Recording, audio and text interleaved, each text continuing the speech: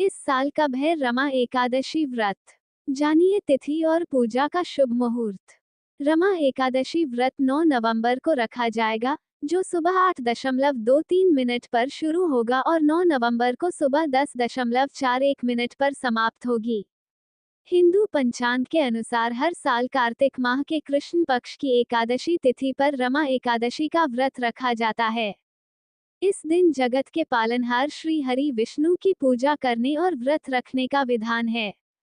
सभी एकादशियों में रमा एकादशी को सबसे शुभ और महत्वपूर्ण माना जाता है। इसे रंभा एकादशी के नाम से भी जाना जाता है। यह एकादशी दिवाली के 4 दिन पहले आती है। रमा एकादशी व्रत को सबसे महत्वपूर्ण एकादशी में से एक माना जाता है। कहा जाता है कि रमा एकादशी का व्रत करने से ब्रह्महत्या सहित अनेक प्रकार के पाप नष्ट हो जाते हैं। जो भी व्यक्ति रमा एकादशी के दिन व्रत रखता है, उसके सभी पाप मिट जाते हैं। ऐसे में चलिए जानते हैं इस साल रमा एकादशी की तिथि, पूजा विधि और महत्व के बारे में।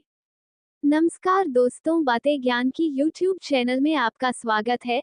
इस चैनल के द्वारा भक्ति, ईश्वर कथा, पौराणिक कथाएं, प्रेरक कहानियां और ज्ञानवर्धक कहानियों का विशेष संकलन आपको मिलेगा और आप ऐसे ही ज्ञानवर्धक वीडियो देख पाएंगे।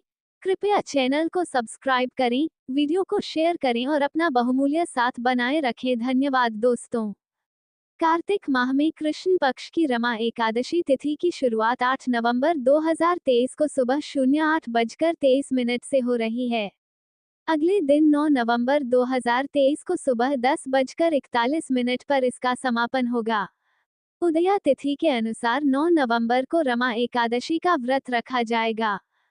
9 नवंबर को पूजा का शुभ मुहूर्त सुबह 06:39 से लेकर सुबह 08 बजे तक है। अलावा रमा एकादशी के व्रत का पारण 10 नवंबर 2023 को सुबह 06:39 से सुबह 08:50 के बीच करना शुभ रहेगा। रमा एकादशी के दिन प्रातः स्नानादि से निवृत्त होकर स्वच्छ वस्त्र धारण करें और भगवान विष्णु की प्रतिमा या तस्वीर स्थापित करें। प्रतिमा के सामने बैठकर व्रत का संकल्प लें। इसके बाद भगवान विष्णु की पूजा विधि विधान से करें। सबसे पहले भगवान विष्णु को पंचामृत से स्नान कराएं।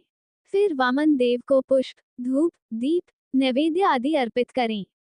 इसके बाद विष्णु सहस्त्रनाम का जाप करें और भगवान विष्णु की कथा सुनें। साथ ही द्वादशी के दिन ब्राह्मणों को भोजन कराकर और दान देकर आशीर्वाद प्राप्त करें। पौराणिक कथा के अनुसार मुछुका नाम का एक प्रतापी राजा था, जिसकी एक परम धर्मात्मा पुत्री थी चंद्रभागा। वहीं एक और प्रतापी राजा थे जिनका नाम था चंद्रसेन, जो धार्मिक कार्यों को पूर्ण श्रद्धा से करते थे। उनका एक बेटा भी था शोभन। शोभन धार्मिक कार्य करता था, लेकिन उसकी एक कमजोरी थी कि वो भूखा नहीं रह सकता था और यही कारण था कि उसने कभी भी किसी पर्व या एकादशी में चावल क्यों नहीं खाते हैं का व्रत नहीं रखा था।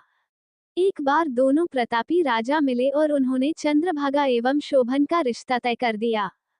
दोनों का विवाह हुआ। विवाह के बाद एक समय ऐसा आया जब कार्तिक के महीने में शोभन अपनी पत्नी के साथ उसके मायके रहने के लिए गया। अगले दिन रमा एकादशी का व्रत था, जिसके बारे में चंद्रभागा ने उसे बताते हुए व्रत रखने के लिए कहा। तब शोभन घबरा गया और उसने भूखे न रह पाने की बात अपनी पत्नी को बताई। चंद्रभागा ने शोभन को बताया कि रमा एकादशी का व्रत उसके राज्य में सिर्फ मनुष्य ही नहीं बल्कि जीव जंतु भी रखते हैं। ये सुन शोभन ने भी व्रत रखने का निर्णय लिया और अपनी पत्नी एवं समस्त राज्य के साथ रमा एकादशी का व्रत रखा।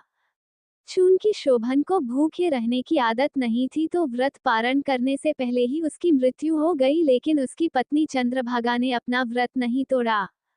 चंद्रभागा ने अखंड निर्णय लिया।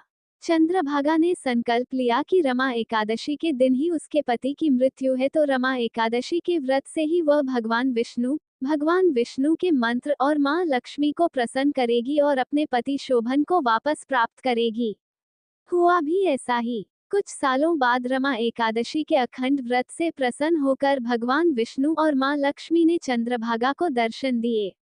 साथ ही उन्होंने शोभन को नए जन्म के रूप में चंद्रभागा को पुनः लौटा दिया। अगर आप भी इस साल रमा एकादशी का व्रत रख रहे हैं तो इस वीडियो में दी गई जानकारी के माध्यम से रमा एकादशी की व्रत अवश्य सुने और साथ ही जाने इसका महत्व। अगर हमारी वीडियो से जुड़ी आपके कुछ सवाल हैं तो वो आप हमें कमेंट के नीचे दिए कमेंट बॉक्स में बताएं। हम आप तक सही जानकारी पहुंचाने का प्रयास करते रहेंगे। अगर आपको ये वीडियो अच्छी लगी है तो इसे शेयर जरूर करें।